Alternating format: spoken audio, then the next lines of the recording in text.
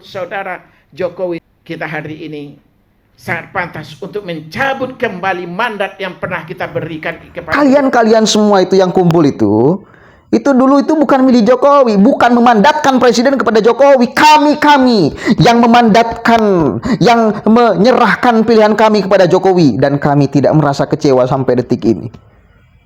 Kalau yang berhak bersuara untuk kemudian mencabut mandat itu kami yang milih, bos, bukan kalian.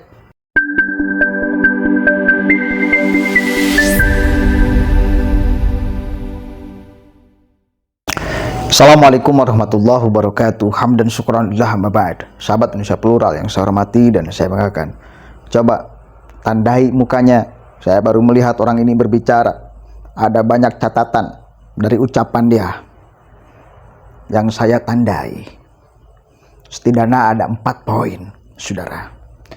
Statement kayak gini satu kali lagi, jangan sampai kita biarkan menyusup kepada anak bangsa, meracuni, memprovokasi. Mari kita gugat ucapannya. Mari kita kemudian kritik ucapannya. Kita dengarkan dulu sama-sama nih, saudara. Kepada lawan-lawan politik yang tindas. Kita menyaksikan betapa para ulama kita, para aktivis kita yang tidak mendapatkan keadilan sesuai dengan amanah daripada konstitusi.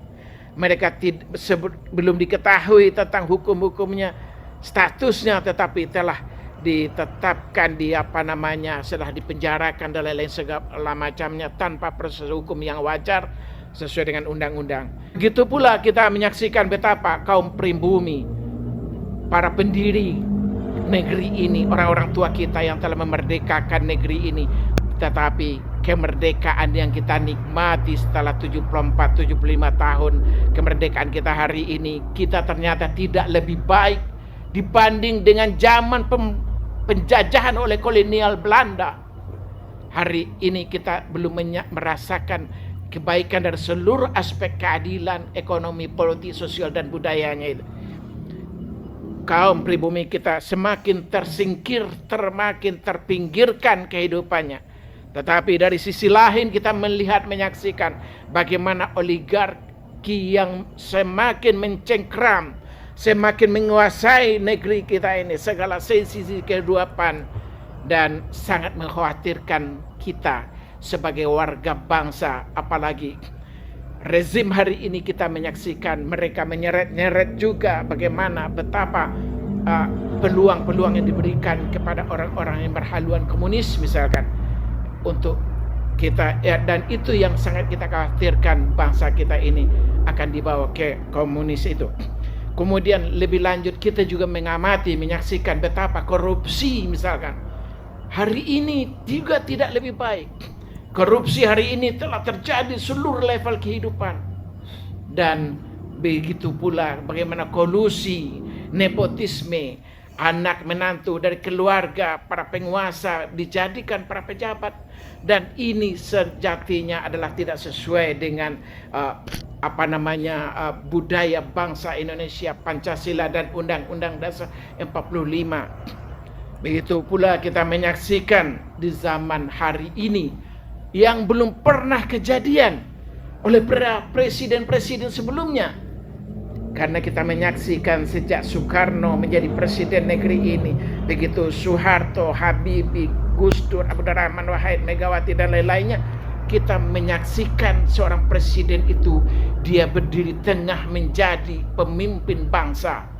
Tetapi hari ini kita dengar sendiri dari mulut saudara Jokowi sendiri bahwa dia akan melakukan cawe-cawe, akan melakukan intervensi, akan melakukan segala upayanya dengan seluruh kekuatan negara, bangsa ini. Dia akan gunakan untuk memenangkan jagoannya. Menurut saya ini bukan lagi tindakan yang harus sebagai seorang presiden. Seorang presiden harusnya dia berdiri di tengah, berdiri lurus, berdiri adil sebagai pemimpin bangsa.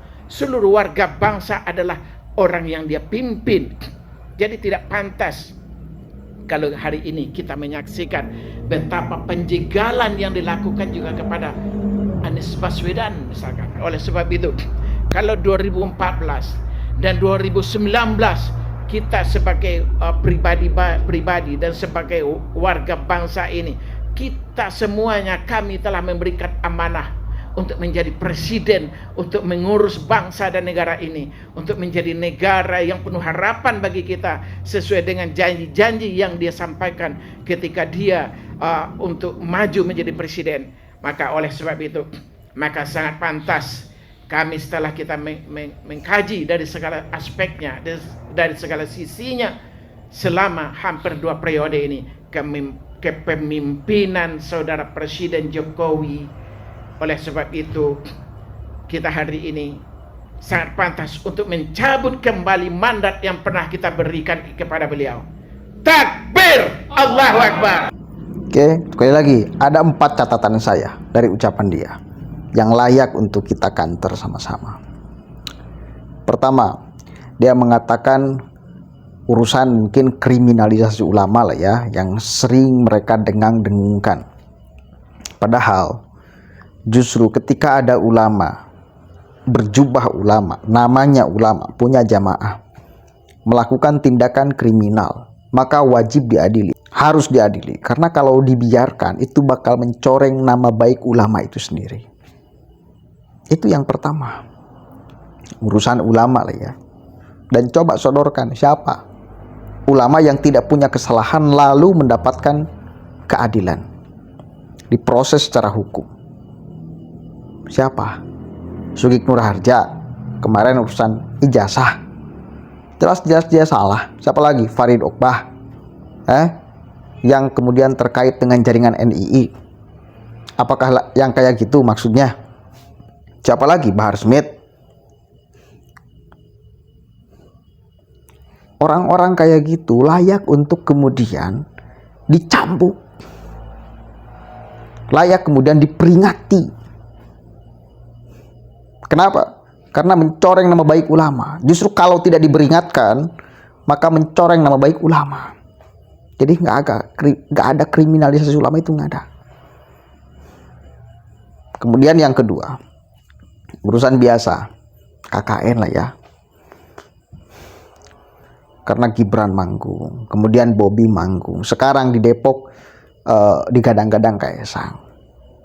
Coba, mari kita mikir sama-sama nih.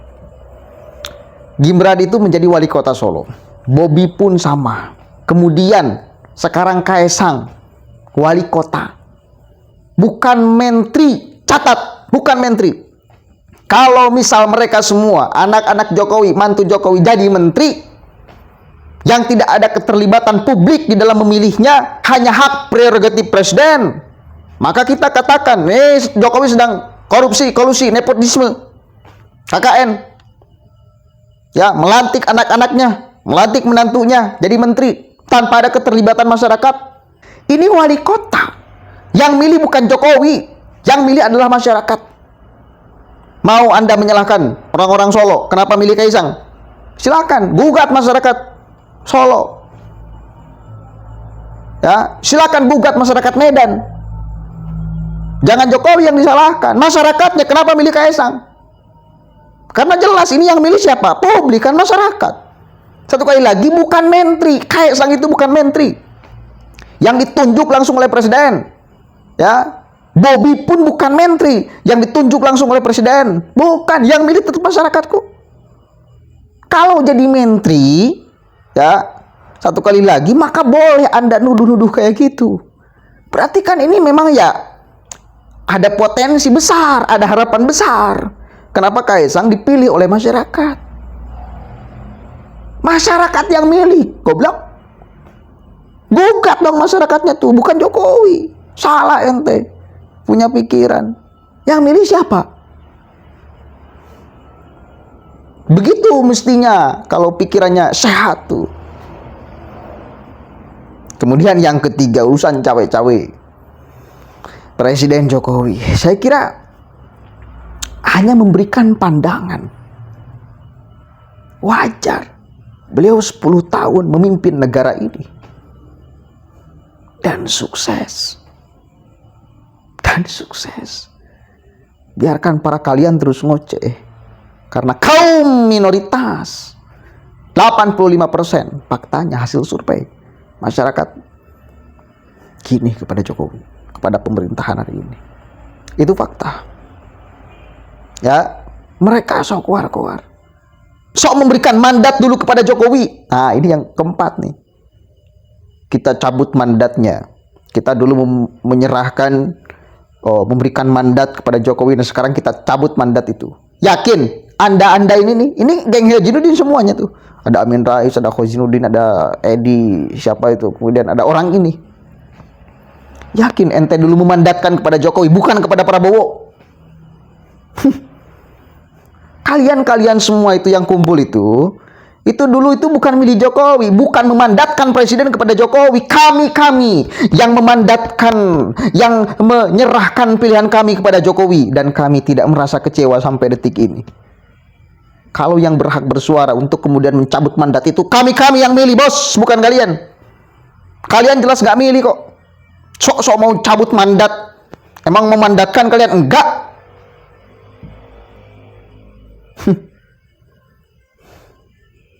Dulu kalian semua itu Hajinuddin dan kawan-kawan, Amin Rais dan kawan-kawan itu milih siapa? Prabowo. Memberikan mandat kepada siapa? Prabowo. Prabowo-nya udah jadi menteri.